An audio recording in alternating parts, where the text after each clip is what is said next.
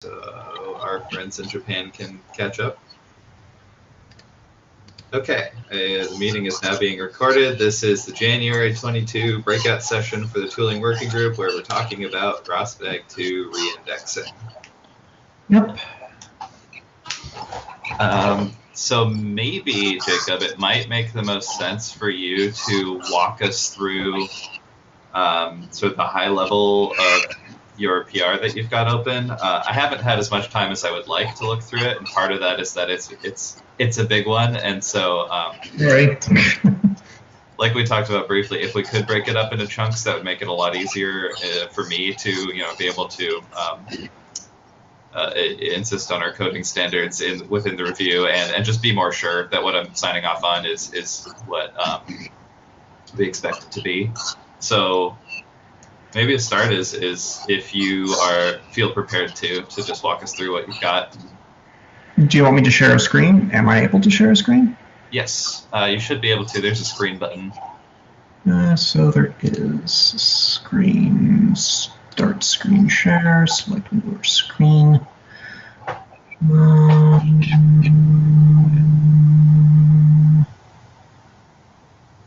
Big screen, I think this will do. Oops. Okay. Okay. Are you guys able to see the? Yeah, but if you could bump the zoom up just a step or two, that would help.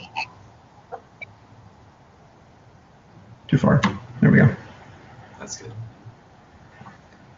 Okay. Well, the slight change to git ignore is because I kept getting PyCache files that kept popping up, so I just stuck that in there. Slight changes to the README. Added in a verb here, which you've also made a comment on.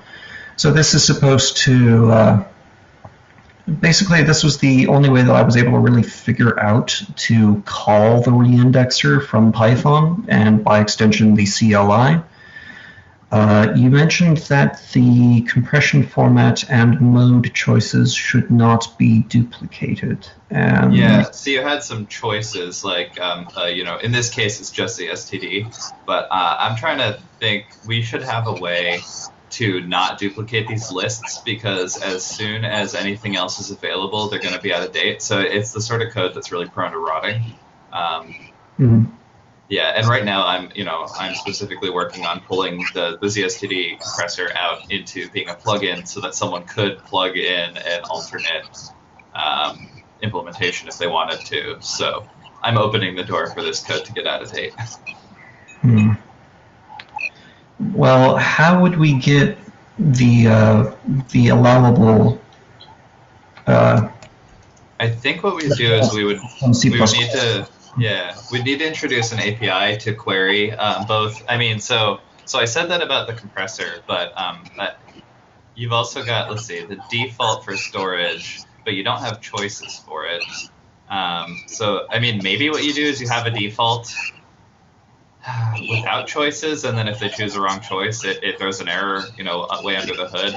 It would be more ideal to error out at the CLI level here, and if you were able to put an API to the our Rosbag2 CPP to query for these allowed values, I think that would be really useful here.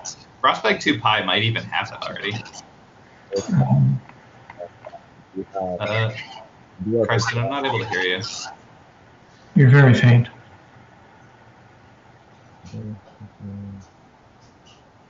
Well, I can hear him hum, but... Yeah.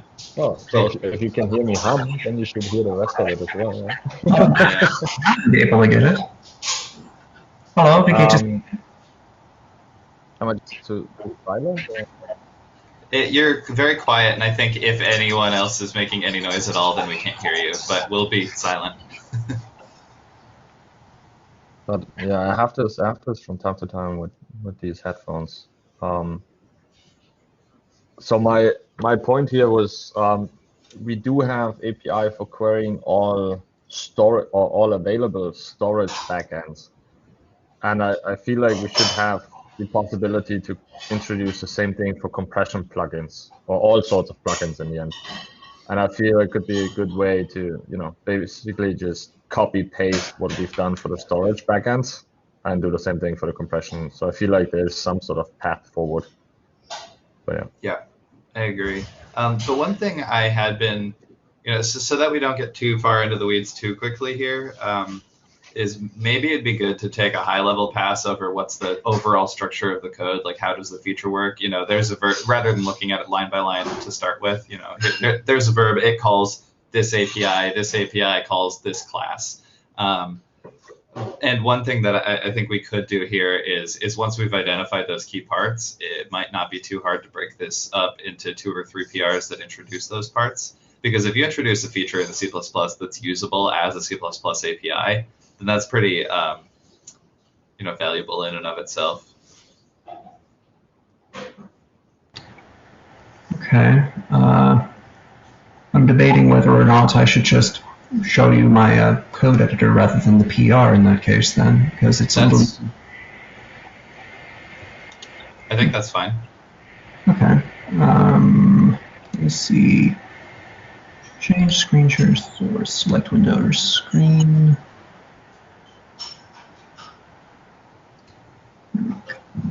Allow. Back. Okay, now I just need to find where I am. Okay, so I will admit, starting on this project, I was not 100% positive as to how to input in a reindexer. So basically, I just looked at the sequential readers and writers and just kind of tried to imitate them. So that's partially why we have a sequential reindexer along with all of the, the reindexer.cpp base class and that sort of stuff. But basically, the reindexer, let's see, my next sequential reindexer. Not Windows, so we'll hide that. Okay. So, trying to get my head wrapped around what you're asking. You just want like a overall. So you have the Python script will call into, I believe, the ROS transport py, or wherever it is that it is calling. Yeah, you just passed it there as Rosbag2 transport python.cpp. Oh, thank you.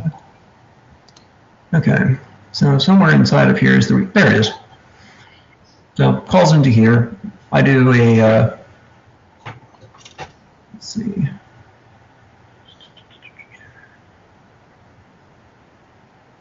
Basically, I set everything up, take the Python inputs and try to construct a storage options container out of it.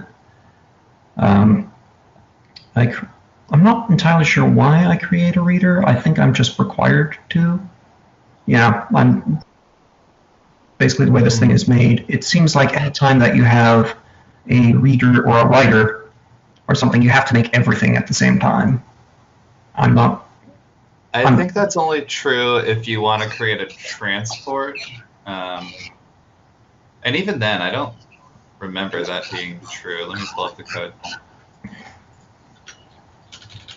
I mean, it's entirely probable that I'm incorrect because I'm sort of a stranger in a strange land here, but. And this, I think this sort of confusion is especially why I'd like to break it up so that we can just give proper attention to each part individually. Mm-hmm. So me being confused is not something to be embarrassed about right at the moment. No, I mean, if you're unfamiliar with the code base, that's just how it works, but you want to make sure, in that case, to get an extra close review, right? Right. But yeah, I didn't create a transport. I had to extend the transport to allow for a reindexer option.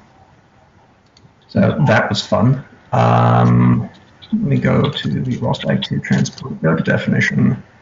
So yeah, basically you just add in a little reindexer, give it a shared pointer. Reindexer is also used down there. So yeah, set up node. whenever you set up a transport node, it just makes everything at the same time. I think that's what I was referring to in my comment earlier. Yeah, so in this case, I'm not actually sure that, like, I'm just trying to think about this from a high level. The transport is what lets you communicate with, ROS2. In this case, the transport is ROS2. That's built in, and I don't see us implementing any other mode of transport for Rosbag2 at any time in the near future. So I don't know if you need a transport in order to look at these bags, because what you're doing is you're only looking at the contents that you have on disk, and you're not expecting to interact with the transport layer at all. Right. But as far as I know, the only way to get something out of Python is to go through the transport. Oh, because we have this transport pi. Yep. So we do have Rosbag2 Python, which is or Rosbag2 Pi, which is a Python-based API, which may be, and it's PyBind based, so it might actually be like easier to write the APIs that you need there, rather than depending on the transport Python API that we've already exposed. So I'm not exactly sure whether you've seen the latest review. It's just like I just passed on a review half an hour ago. That's essentially one of the big comments I have here. It's like we should try to focus on the reindexing functionality in C++ and come up with some sort of tests which hardens the actual functionality of reindexing, and then leave out the integration part to a different PR. Yeah. And well, especially yeah. And then yeah, one of the things I wanted to manage here was like I'm pretty unhappy about the fact that every connection between the command line interface and the C++ backend goes through the transport package. I wasn't happy 2 years ago when we started that even ROS2 back info goes through transport, because it semantically doesn't have to do anything with transport. But we haven't had the Python bindings at the time, and that changed lately. And so now I'm actually feeling that's a good opportunity to refactor some of that, saying like, hey, we go from the command line interface, we go straight up to Rosbag Pi and not through transport. Yeah. So I think that gives us at least 2 pull requests here. One introduces the reindexing functionality with some tests for it that proves that it works. The other makes the Python CLI binding for it. Correct. Should I shut this PR down and spawn 2 new ones, or? That would make the most sense to me. And clearly the functionality one goes first. I think that'll help create a little bit less confusion. That way we can debate about how you connect Python to C++ on the one PR without blocking you making progress on the other one. Because I think one of the reservations I have with how the C++ is currently done is I believe I'm using dirent.h in order to query the file system. So that's another thing I commented. We just recently have this functionality now in RC utils, which gives you a cross-platform way of indexing a directory, and it's based on the same thing you do inside of your code. Basically, it's a derivative of readdir. So you can get an indexer or an iterator if you want, and you iterate through a directory. But the only iteration that I found iterates through the path itself. No, this is just 2 weeks old, or not even. It's a new functionality which lets you really get a start and an end iterator of a directory, so you can query this now. There's also the update to.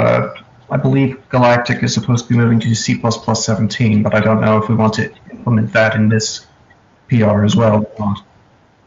Well, I don't think we need to use it here in this PR if we make sure to go through the file system interface that we're providing within the RCPP utils.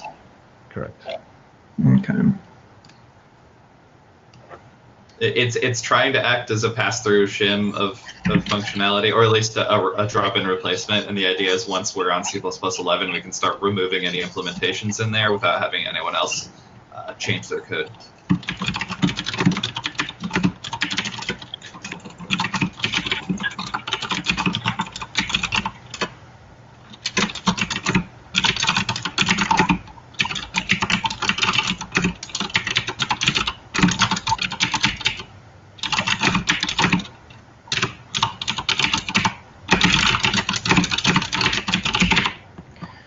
Okay.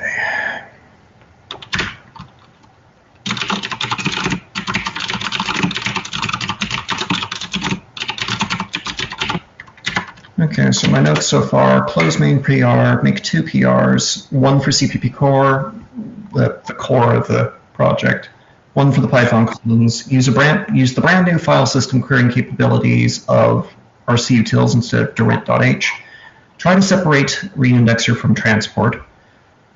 So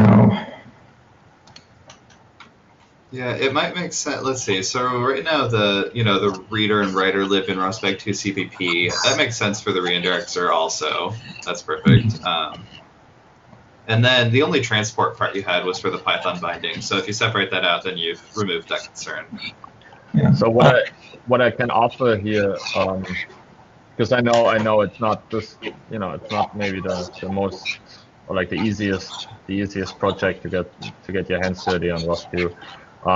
So one thing I could offer you is that at the meantime, where you refactor your PRs, I look into how we could refactor something like ROS2 back info out of the transport.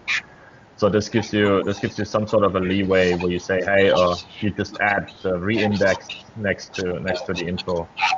Okay, so it's like a template I can follow. Kind of exactly. Yeah. Big a practice run.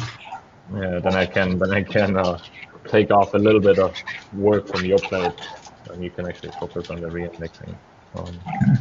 Well, the bright side is the reindexing does seem to work with slight limitations. So, like, I can't. The one thing that I noticed is that I don't always get the starting time correct, because it's going to go off of whatever the first message's starting time was. So that information just may be lost forever, unless we know of some way to extract that from a bag. The durations also don't seem to line up exactly, and I'm not sure why, but it might have to do with the starting time having shifted. What does not exactly mean here? Like what kind of, like, what order of magnitude are we talking here? Are we off by seconds? Are we off by milliseconds? Are we? I believe it's milliseconds. It's a little difficult for me to tell because it's just a gigantic nanosecond number that I'm kind of staring at what's going on.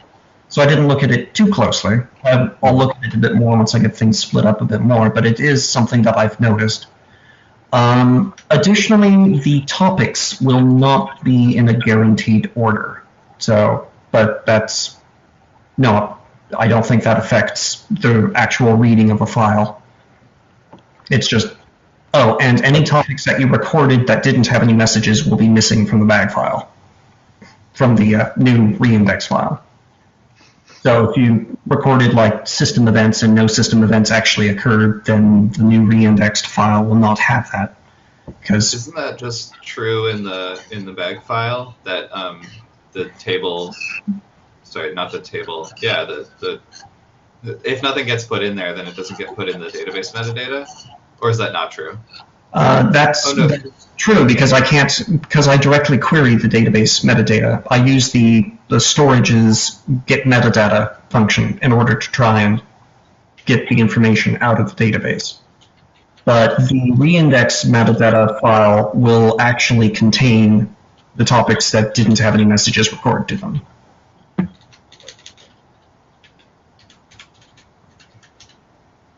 Gosh, looking like he's not quite. That's interesting. I would consider that almost as a bug. I would hope that there's a topic permanently stored in the database, even though there's no message coming around. Yeah, I thought that if you did create topic, it does insert into topic, yeah. so into the table name topic. Yeah, so there is an insert statement that is performed when you do create topic, which happens when you discover the publisher, not when you receive a message. So it should be in the metadata, the topics table. Let's see. Well, I can go down to how I do. Perhaps it's some way as to how I'm doing the metadata. So I do an initialization section. So I set the starting time to some crazy value that I know will never be reached because I'm going to be working backward. And so that's metadata. Then we aggregate. So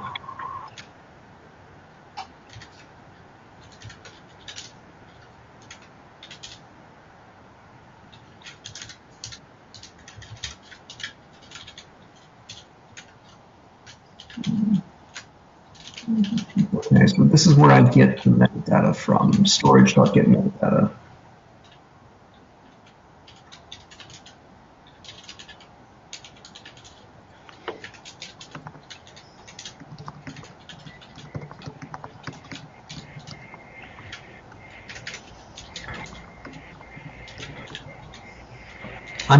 I'm also not quite sure.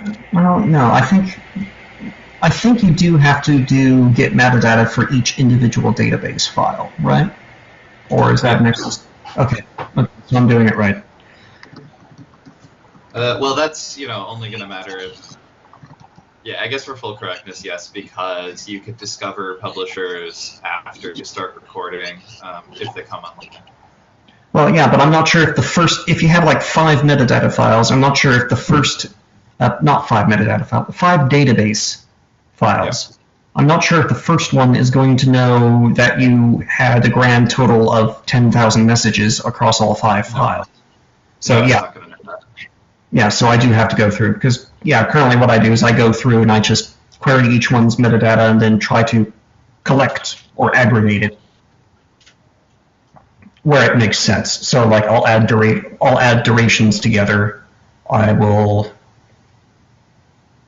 add durations together. If I find a starting time that's earlier than the currently known starting time, I set to that. All the sort of stuff that you expect. But anyway, this is the function that I'm using in order to try and do the reindexing, which is located in Rosbag2 storage bag metadata. It's SQLite storage get metadata.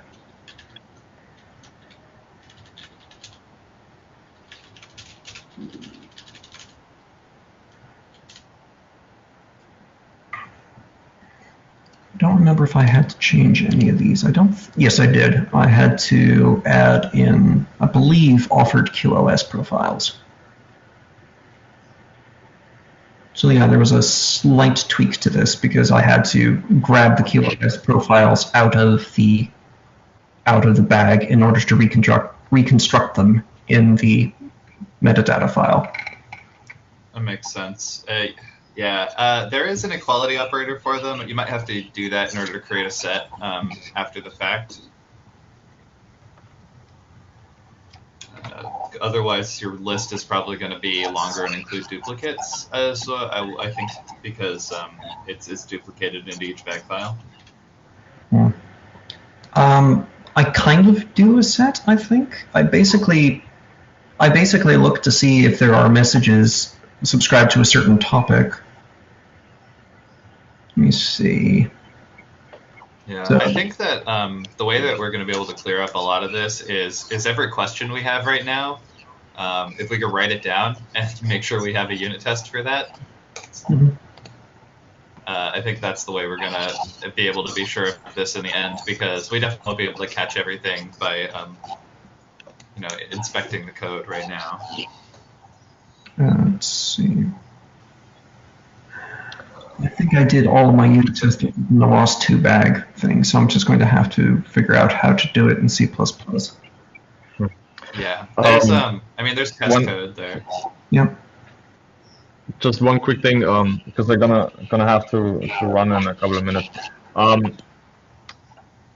think the plan we have is pretty straightforward. One thing I want to mention here is like this storage get metadata. This actually boils back to to a different topic, which is actually persisted in a GitHub ticket. That get metadata is not part of the storage interface officially. This is legacy code, which is part of which got refactored, and I think we never really deprecated it on SQLite storage. So that's one thing to keep in mind. That's by far no showstopper here. We could technically bring this back into the interface. I was just saying this isn't required to be implemented by every storage backend. So that's maybe one thing to keep in mind here. Should I just lift it out and pull it into the reindexer? Yeah. I'm wondering if we do need to have a reconstruct metadata function as part of the storage implementation API. Yeah. So that way this reindexer can be rather simple and just say storage, reconstruct the metadata from this file. Correct. And then you merge them together from the various files, I guess. So we probably need, a specific method that merges metadatas after you get a list of them. Yeah. I've kind of done that with this. Yeah. I still, that is true. I still believe we can actually get this though in a variation of the reader, because the reader does that in an abstract way already. Because really what you need is you need to get all topics and basically read them all once without publishing. But once you read them all, you basically know what's happening, right? So I'm a little hesitant of introducing more functions to the storage backends, but that's up for discussion. I think you can take this on a GitHub ticket. The other thing I was wondering was why do we have a sequential indexer or reindexer? What does that mean? And what's the alternative to sequential? I was just following blindly along. So. Yeah, you're copying. I think you can strip a layer off of there and just make a reindexer, because all bags are sequential. Either they're one bag or they're multiple, but you can use the same code for either. I don't think there's a reason to add another abstract class layer on top of it. That was something like the sequential writer is kind of historical at this point. Because it was introduced as an extension to a single bag file writer when we added splitting. And at this point, I don't know if there needs to be a difference. We could even sort of factor those back out and just have them be reader and writer and skip the sequential naming, which would save a little bit of typing. But in this case, I don't think we need to add a new class called sequential. Yeah. Right, that's right.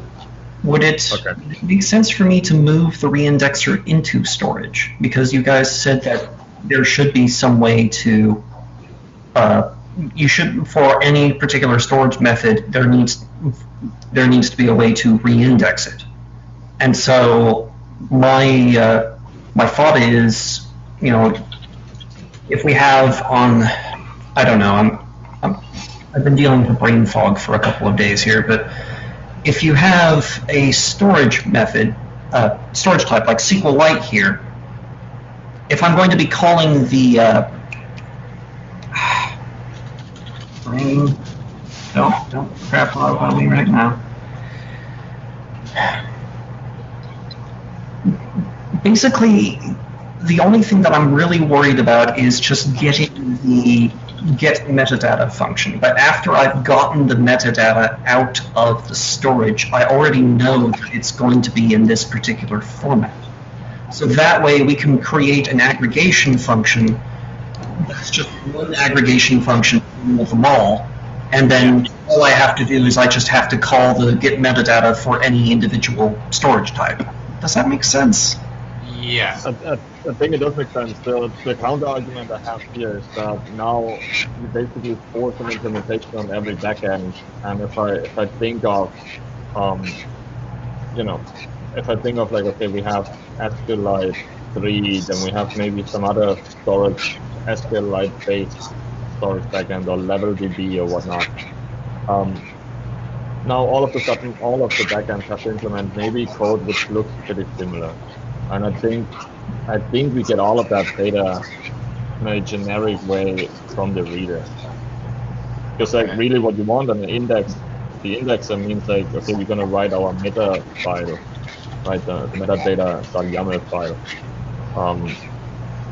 And I feel like we have all the bits and pieces in the storage interfaces already to compose these files, such as get all topics, get all types, get all whatnot. And I think we should be able to come up with a generic one to offload that work from the storage backend. But yeah, that's my 2 cents here. Sure, So I mean, the answer should fall to the reader ends up getting that information from the storage at the end of the day anyways, but you're saying you want the interfaces, the APIs to live at that reader level because they already do mostly. I think so, yeah. That makes sense. I mean, I think the reindexer is like initialize a reader, ask it to iterate through its bag files and give you all the metadata, and then you, as a reindexer, your main functionality is to call this reader and merge all those metadatas that you've got together into one cohesive one, and then call metadata IO to write it out into a file. Correct. But part of the reason for creating this issue is that the reader is not able to read a database if the metadata file is missing. Yeah, that is true. Is it though? Because the reader should have the capabilities of opening a storage file. It hard crashes unless because the way the reader is going, it's expecting you to pass in a directory, and then the first thing it does is it looks in that directory for the metadata file, and then from that metadata file, it figures out what those individual storage files are. It then mutates the storage URI, and then passes the mutated storage URI in order to open each of the files sequentially. Actually, it does. It checks for metadata, and then it just tries to open it if the metadata doesn't exist. And this is actually what allows for reading of ROS1 bags. So the Rosbag2 bag v2 plugin, there is no metadata file in the ROS1 format. So it does just try to open it. In the case of, for example, compression right now, we don't allow that. We hard crash if it's compressed and we don't know what it is. But in all other cases, probably, I think even the SQLite one, does it crash if you can't open it? Sorry, if there's no metadata file? Let me try that right now. I have a bag open. It tries to open the directory itself as a SQL database, and it gets confused. At least that's what happens. It doesn't try to iterate over the files inside because it doesn't have that relative file list. It's like, well, this folder is obviously a file, and it's like, whoa! So maybe we need in that case, we would need, for instance, some backup logic to fall back to trying to read individual files within it. The only thing is then you don't know which storage implementation to initialize, because the storage factory is called with the options, and the options are initialized. So unless the user has explicitly specified what storage implementation it is, I don't think the code knows how to handle that right now. The only thing that I would say is that there may be some way for you to guess and get lucky if you know inside of the bag. If you're able to look inside of the bag directory and you're able to look at the extensions of the files that have the records, you may be able to make an educated guess as to what sort of plugin you're supposed to use. You could also just iterate over all discovered storage implementations and just like say, open it with SQLite 3. Nope, that didn't work. Open it with LevelDB. Nope, that didn't work. Open it with the Rosbag1 version. Even though at the point of trying to reindex, though, isn't it reasonable to say, hey, user, you need to tell me what kind of file you're looking for? I mean, what if that directory has multiple different types of files in it? I think that's currently what I do, but yeah. Okay. But we're talking about like the reader being told to go in and take a look at something. The reader, I don't think currently supports that. It just looks at the metadata file and expects it to know all the answers. Yeah, I feel we should be able to do that, to modify or get an alternative constructed to the reader. Yeah. Gets an explicit file plus a storage format ID and says like, okay, now do your thing. Right? Well, you give it the storage format ID anyways, right? or at least that's an option for your storage options when you start. Let's see. So ROS2 bag play dash build.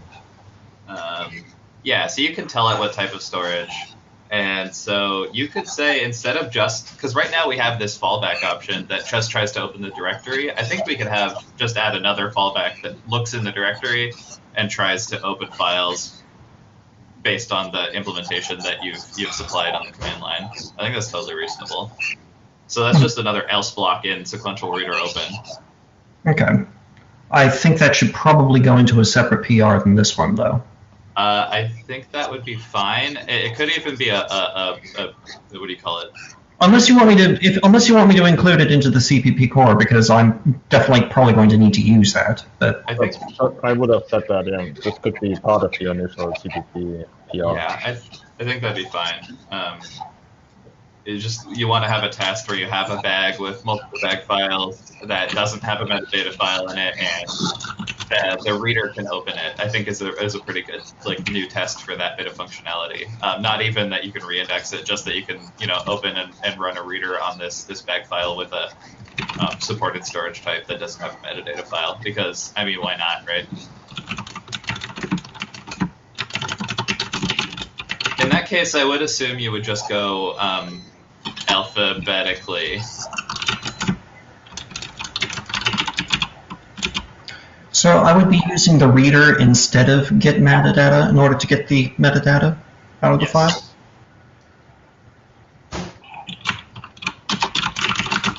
Oh, yeah, okay. So I think what one of you was saying was different than what I was just saying, is that in the reindexer, you actually provide the sub-files in that directory to the reader individually, rather than trying to have the reader do the iteration. Okay, that makes more sense. Sorry, I talked to myself there after not understanding what you'd said. No, I was wondering though. So basically, by switching the reindexer from querying the storage itself to going to a reader, that means that I'm not going to be using the get metadata function anymore. I'm just going to rely on what the reader says. I think so. I mean, the reader, yeah, the reader has a get metadata function though. Oh, except what does it do?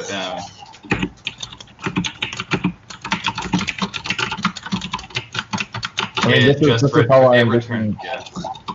The way I envision the reindexer to work is like, you give it a directory, you give it a storage format ID, and it opens, like it queries the directory, right?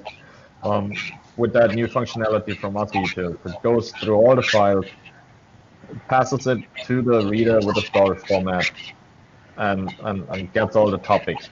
And yeah. The return writes it in a YAML file, and that's all it is. Yeah, that's duration. kind of, I just use a reader. Correct. Yeah. Yeah.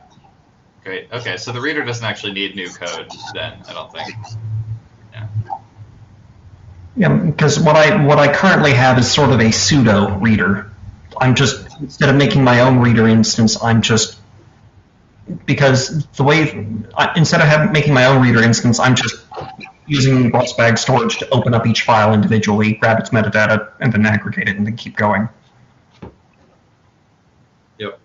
But you want, if I'm understanding correctly, you want me to move away from that and use like the Rosbag2 reader instance itself. Okay. And this also, this has another benefit to it in a way that you most likely don't duplicate code, right? Yeah. So you don't have to deal with storage factories with, you don't have to mock all of that and test. You basically just rely on the reader, and you don't have to test the reader any further, right? Okay. So I think it makes your life actually also easier. Mm-hmm. Yeah. Once I figure out how to do it, but. Right. The thought I have with a reader, though, is that isn't part of the reader's job to publish what it reads and put it out? No. That's the transport package, and that's what I'm telling you. So that's what I mentioned also on the GitHub ticket, that like I'm generally not happy that we go through a transport package in the first place, because there's no communication involved. You open a file, you look in what's inside, and you write another file to this. there should be no publisher, no subscription being involved here. Yeah, I didn't want any publishing or subscribing to be involved. I'm just Exactly. Yeah. And so all the reader is doing is like it's providing a serialized back message. So it gets the message, which is then passed on to the transport package and then essentially being published. But we can cut that part. You just get the message or the message info, and then write it into the YAML file. Yeah, so the nice part is that the reader doesn't even depend on RCL CPP at all. It only depends on like a utility C++ package, not anything that I would actually call ROS. Correct. Yeah. okay. At the risk of throwing a wrench here for this design, how does compression come into play? I think that we could ask just like we're sort of asking storage implementations, we could also specify the compression, because right now we're saying user, you have to know what the storage format is. I think we can also say user, you have to know what the compression format is. Yeah. Sorry. In the case of message compression, it's not a problem because we're not actually trying to publish or read messages. In the case of file compression, we can probably still make good guesses by file extensions, because right now, like it's whatever bag.db3.zstd. So you've got both file extensions there, so you can make a pretty smart guess as to what things were used. And I'm currently working on removing the sequential compression versions of the reader and writer and just formatting the mildly differentiated code into the main reader and writer. It seemed like a good idea at first to have them as subclasses, but so far all it's caused is divergence of code and bugs because of it. So I have a PR that I'm about to open that removes almost all of the sequential compression reader code. It doesn't remove the class entirely yet, but we're getting close to where this probably won't be a concern. And if the first version of this feature doesn't support compression, I don't think that's the end of the world. Okay. Yeah, I thought got lonely and left. Anyway, I'm very sorry for the length of time that this entire project has taken for you guys. Don't worry about it, and we're happy to help. I mean, sometimes it can be really hard to make progress unless you have one of these face-to-face sessions like this. So, in the future, if you've got Rosbag2 projects, feel free to suggest a Breakout. Like, that's why I put this meeting on the calendar, was that we could do stuff like this. And I feel like it might be useful to have some sort of live chat situation. I have a matrix room set up, but it's not a very popular solution. So if you have an alternate thing that you like to use, I'm all ears on that. Like, I would not mind having a tooling working group chat room. I actually use Matrix for the other two working groups that I'm in, so I'm okay with communicating via that. Which ones? Security and Rust? That's the ones I could think of that would be on there. Yeah, both security and Rust are the ones that I'm on. I actually have a meeting right after this one at 1 o'clock where we're going to be going over the Ament cargo package to try and see. Oh, I thought that was on Wednesday at a much earlier time. Is it? It was a hackathon thing. Oh, okay, gotcha. I didn't make it because it's a little too early for me. It was like 6 a.m. or something, and so I didn't hear that there was a follow-up meeting. Yeah, I know the security group is having a early morning one coming up, but yeah, the Rust one I don't think is at 6 a.m. because I think Ruffin is on the West Coast as well. Sorry, I thought it was this last Wednesday, the 20th at 7 a.m. Or is my calendar wrong? Let's see. This last Wednesday at what time? 7. 7 a.m. I saw on the Rust events calendar. I see a Rust working group. Yeah, I believe it is on Wednesdays at 10. So yeah. Are you East Coast? I'm a Michigander, hence why I'm wrapped up in the blanket. Yeah. So let me pull up. It's 25 outside, so just. You probably don't want to hear about San Antonio's weather event. No, you can keep that to yourself. I was pretty happy that it cooled down a little bit here. It was like mid-70s, and I was thinking this is just too warm for winter. So, but, Okay. yeah, no, if you guys want to hop in on those working group meetings, love to have you. It's, Yeah, we were involved in security at the beginning, but the company's focus moved away from that. okay. So let me just I'll send you the tooling channel, and if you want to like chat about this stuff going forward, that'll be a decent place for it. At the very least, I'll get the messages and we can talk about it. Yeah, it'll help me when I start chasing myself in circles, which happens too often. If I may though, in order to keep the communication channels, not too widely spread, everything which can be shared on a GitHub ticket around code, I still appreciate it though. Yeah, I agree. I don't know how upset you guys are by very, very long GitHub message chains, because no, I mean it's best to just work it through. Yeah, there's no upset there. Because I guess it's probably a stigma of previous managers that I've had that when you're done with something, you put the PR up and then they accept it, and if you have to keep going back and doing it over and over and over again, it's a sign of bad coding.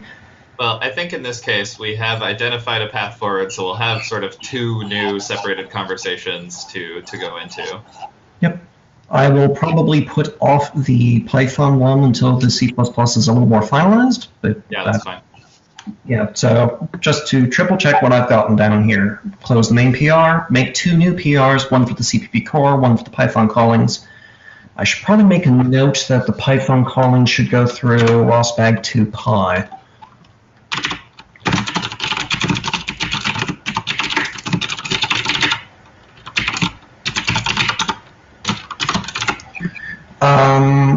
Question though, should the Python be the one that's going to be doing the querying of the file system, or do we want C++ to handle that? I think all the functionality probably lives in C++, at least as far as I can tell, just because right now that's where all the functionality is, and the Python's really just a CLI layer. That's kind of what I was thinking as well, because I've had my fair share of throwing things across barriers. My work in the Rust group is a lot of that. And yeah, but Rosbag Pi, from what I understand, Rosbag Pi doesn't even have real business logic. I think all it does is really just do the pi bind and calls the C++ functions. Okay. So, I mean, if enough of the logic was exposed to you through Rosbag2 Pi, you could write this, the script on that end. But as it is right now, I don't think there is, and it probably is more useful to make it available to more types of callers by having it in the C++, because that way both the C++ API and then you could expose it to Python, so you can use it from two angles. Okay. So, yeah, that's what I was figuring, but I just wanted to make sure that I'm on the same wavelength. Yep. Next is use brand new file system querying capabilities of RC utils instead of direct.h. Try to separate reindexer from transport. I'm going to scratch out try and try to and just make that separate. Make it a little more firm. Extend capability of reader to open files instead of bag directory, and have reindexer use reader to get metadata information via its own get metadata function. So to that point, I think you don't need to change the reader. I think you just need to pass the reader a file name in the directory rather than passing it the directory. Okay. And so you do that repeatedly. You construct multiple readers is, I think, the idea here. Okay. Or you construct a relative file paths list that you pass to the reader to go through sequentially, but I don't know if that's necessary. You might just construct multiple readers and not have to change the reader. The thing I kind of wish is, the little part of my brain that's always thinking about performance is I almost wish that there was a way to make one reader and just keep passing it new files to read and not have to keep reconstructing it every time, but I don't think that may be possible with what we currently have. It's not currently possible with the storage thing that I found. I've just had to keep recreating storage, but... And I really doubt that that's where any performance bottleneck is right now. It's probably in individually opening the database file, which you're going to have to do repeatedly anyways. Right. like I said, it's just a little voice in the back of my head that always just needles me, and it's usually not correct. But It's the premature optimizer. yes, the one that's the root of many evils. I mean, if you're really concerned about this, technically what you could do is like in your indexer, because you have the list of all files, you start creating a metadata file already before opening the first reader. So you construct the file, you fill in all the blanks you know up to this point. That is all the files plus the storage backend, and pass that file to or write it to disk and then pass the disk to the reader. That should technically be able to open all the files, and you should be able to iterate through it. That's one. I think you can just tell the reader. I don't know. I'm usually more comfortable with just keeping all the data inside of memory and then just doing one I/O operation at the end if it's possible. Like if the file's small enough, and these files are pretty small. So. Yep. Yeah, that's fine too. I mean, it's really up to you. I'm just telling you, if you're concerned about optimization at this point, I think that could be one way forward. Yeah. If it becomes a major issue in the future, we can probably revisit it at that time. But I think that you guys are probably correct that this is just a case of premature optimization sort of stuff going. I mean, I think first step is make it work right. Yeah, the reindexing operation ideally should not have to be done very often. It'll get done, but ideally it shouldn't. So. Yeah, I mean, I think it's mostly about old bags at this point, hopefully. But, we might introduce a bug or something. I mean, right now I'm putting in some fallback logic for metadata files that were written incorrectly. I thought there was a case that Windows would sometimes not save a metadata file. So if you crash at the wrong time. Yeah, like the guy that spawned the issue has a, 50 gigabyte file that he's no longer able to open? I don't know. You could manually write the metadata. You could manually reindex right now if you have the SQLite program. Right. That's not a good option. Just saying it's possible. No, I would probably. Actually, I did write a Python script to do it at one point. Yeah. Okay. I think we have path. Or was there any other of the notes that you wanted to go over? No, that was the end of my notes. I'm just want to make sure that you guys don't have any extra things that you need me to do in order. I think that sounds like a good plan. Okay. So hopefully I don't forget anything. It happens too often, but. Well, if you do, it'll be easier for us to comment on smaller PRs. Okay. You don't want it split into any more than 2 PRs, though? You don't think? I think those two are the atomic units of functionality that I can think of. I don't really see it being meaningfully much smaller. Okay. So I'll go about that way. This way we don't have to worry about carrying a writer around everywhere. I'll just have to figure out the proper way to get this to call a reader. That shouldn't be too bad, I don't think. I hope. I mean, if you want, yourself a reader one way I could see a third PR is like if you want to exclude compression at the beginning. I would appreciate it if you steered away from the compression code for another week or two at least, just while I get it stabilized a bit. I think that's fair. I think that I'm not going to be able to do much with compression until I at least know what API, all the calls and stuff that you're going to be able to do. Ideally, if I go through with this reader thing, the only change that's going to be needed for compression is I just pass through whatever the person passes in from Python. Yeah.